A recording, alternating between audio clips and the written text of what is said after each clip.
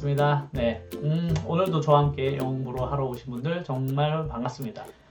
그러면 우리가 지난 시간까지 그 시간에 대해서 배웠잖아요. 미래, 현재, 과거 이거에 대해서 배웠어서 이제 저도 좀 든든해요. 왜냐면 제가 문장을 만들 때 이제 현재형, 과거형, 미래형에 관련된 문장들을 이제 제가 영상 속에 쓸 수 있게 됐어요. 제 영상을 지금 처음 보시는 분들은 꼭 지난 강의를 들어주세요. 왜냐면 제 강의는 순서대로 진행되고 있고 저는 그 순서에 맞춰서 모든 문장들을 사용합니다. 그래서 이제 지난 시간까지 우리가 시간에 대해서 배웠으니까 저는 문장 속에서 시간을 활용할 수 있게 되었습니다. 자, 오늘은 I go to school이란 문장이 담긴 아주 깊은 뜻에 대해서 배워볼 거예요. I go to school. 제가 무슨 말을 하려고 이 문장을 꺼냈을까요? I go to school은 우리에게는 너무나 친숙한 문장이지만 그 문장 속에는 정말 중요한 문법적인 특징이 들어있습니다. 제가 늘 세 칸을 강조했잖아요. 이 세 칸에는 꼭 단어를 하나씩 채워 넣어야 했죠. 그래서 이 세 칸에는 명사, 동사, 명사의 순서대로 단어들을 끼워 넣었었는데 I go to school을 보세요. I 명사 자리, go 동사 자리, 그리고 명사 자리에 느닷없이 to가 등장합니다. 그 다음에 school이 나오죠. 그래서 I go to school에는 뭔가 이상한 점이 있어요. 그러면 I go to school에서 to 같은 전치사는 제가 언제 넣는다고 말씀을 드렸었죠? 빈칸이 다 찼을 때 추가로 명사를 추가할 때 넣었었잖아요. 예를 들면 나는 그를 공원에서 만났다라는 문장을 할 때 I met him 다음에 I met him 나는 그를 만났다라는 세 칸이 이미 다 차고 공원이란 단어를 집어 넣을 때 이미 세 칸이 다 찼기 때문에 at the park 이렇게 at이라는 전치사를 넣어야만 the park라는 명사를 추가할 수 있었습니다. 그럼 I go to school에서 I go라는 두 칸이 차고 한 칸이 남았는데 왜 school이라는 단어 앞에 to를 썼을까요? 아시는 분들은 아실 텐데 이게 바로 영어에서는 1형식이라고 하는 거예요. 1형식이란 말을 깊게 생각하실 필요는 전혀 없습니다. 전혀 없으시고 더 중요하게 생각할 것은 영어에는 세 칸만 있는 게 아니더라였습니다.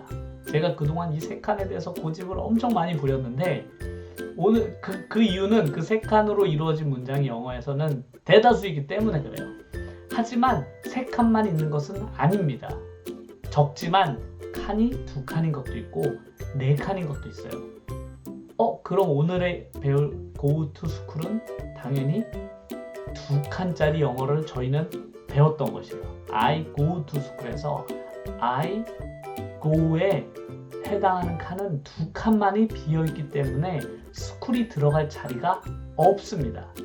그래서 to를 붙여야만 I go to school 이라는 문장을 쓸 수 있게 돼서 굳이 이런 빈칸의 개수까지 따지면서 이야기를 해야 되나 라고 생각하시겠지만 이거 은근히 중요합니다. I talk to you가 맞을까요? I talk you가 맞을까요? 그게 빼고 들어가고는 별거 아닌 것처럼 느껴지지만 실제로는 빠지면 정말 어색한 문장이 돼요. 그래서 제가 아까 얘기했었던 say, speak, talk는 두 칸밖에 가지지 못하는 단어입니다. 그래서 뒤에 you를 붙일 때 꼭 앞에 to를 넣어주셔야만 돼요. 그래서 I talk to you, I speak to you, I say to you가 되죠. 하지만 같은 의미를 가진 tell은 어떨까요? tell이라는 말하다라는 뜻은 I tell you가 됩니다. 왜냐면 tell이라는 단어는 세 칸을 가지는 단어이기 때문에 그래요. 그래서 I tell to you가 아니라 I tell you가 되죠. 이런 것들이 사소한 것 같지만 의미가 전혀 다른 뜻이 되기도 하기 때문에 이런 것들에 대해서 두 칸을 가지는 단어가 있고 세 칸을 가지는 단어가 있구나 라고 이해하시면서 상대방이 그렇게 얘기했을 때 아 그렇지 저거는 빈칸이 두 개밖에 없었지 라고 이해하시면서 말하면 더 좋아요.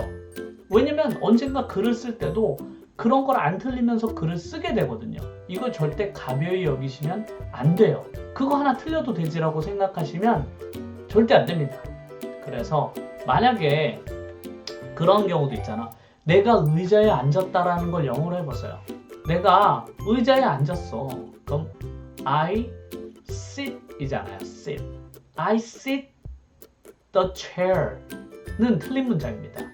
왜 그러냐면 sit 이라는 단어는 대상을 가지지 못하는 빈칸 두 개짜리 단어예요. 그래서 I sit on the chair가 돼요. 그리고 나는 집에 삽니다 라는 문장도 마찬가지인데 I live the house가 아니라 I live in the house가 돼요. 빈칸이 두 개밖에 없는 단어이기 때문이죠. live라는 게. 그러면 이런 단어를 쓸 때는 늘 빈칸을 두 개를 놔두고 전치사를 쓴 다음에 다시 명사를 써야만 할까요? 라고 하지만 어떤 단어들은 의미가 바뀌어요. 어떨 땐 써도 되고 어떨 땐 쓰지 않아도 되는 단어들도 있어요. 예를 들면 work인데 work가 걷다란 뜻이잖아요. I work. 걷다란 뜻인데 나는 만약에 공원을 걷는다라고 영어로 문장을 만들면 I walk in the park가 돼요. I work in the park. 그러면 나는 공원을 걷는다가 되죠. 그런데 I walk the dog in the park 라고 하면 I walk 다음에 the dog 이라는 강아지가 들어왔잖아요. 빈칸에. 그리고 in the park로 세 칸을 채웠어요. 같은 walk라는 단어를 썼는데 말이죠.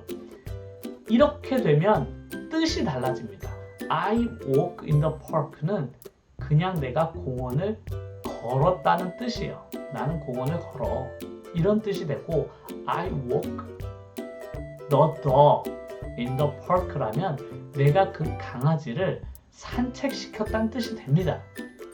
이렇게 두 칸이냐 세 칸이냐에 따라서 의미가 바뀌는 경우도 있기 때문에 이 부분에 대해서 잘 이해해 주시면 그 상대방한테 의미를 더 정확하게 전달할 수 있게 돼요. 아니 그럼 뭐 나 이런 거 다 아는데? 라고 생각하시면 그럼 이 문장 한번 만들어 보시겠어요? 나는 서울을 떠났어 라는 문장을 만들어 보세요. 아 나는 서울을 떠났어 라는 문장. 그러면 떠나다라는 건 leave라고 합니다. leave. 그럼 우리 지난 시간에 과거형을 배웠으니까 leave의 과거형은 left를 써볼까요? 그럼 I left. 그러면 떠나다라는 그 단어는 과연 soul이라는 단어 앞에 soul이라는 단어를 넣어야 될까요? 아니면 뭔가 전치사를 넣어야 맞는 걸까요? 문장을 한번 만들어 보셨나요? 나는 서울을 떠나다라는 뜻은 I left Seoul입니다. I left Seoul. 난 서울을 떠났어. 하지만 전치사를 넣는 경우도 있어요. I left for Seoul. I left for Seoul 하면 이건 무슨 뜻이 될까요? 틀린 문장이 아니에요. I left for Seoul은 나는 서울로 가기 위해서 어딘가를 떠났다는 뜻이 돼요.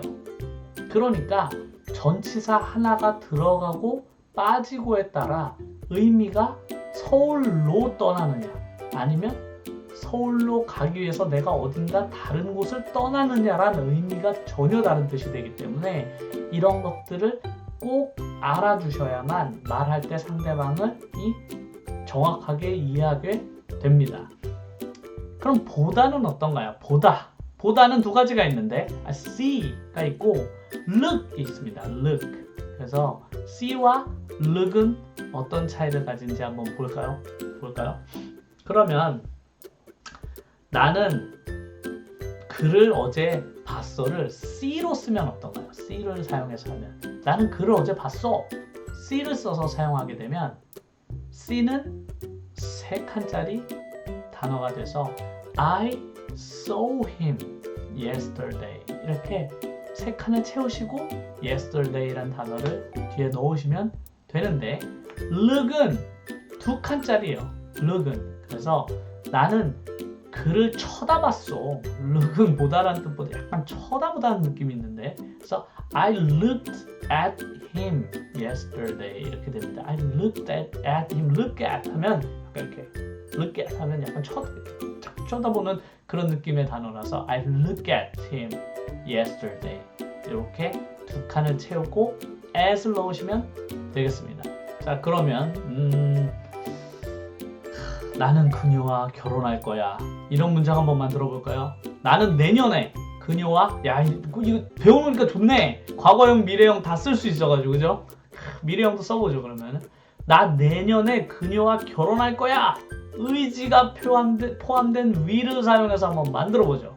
will을 사용해서 난 내년에 그녀와 결혼할 거야. 이 문장 한번 만들어 보세요.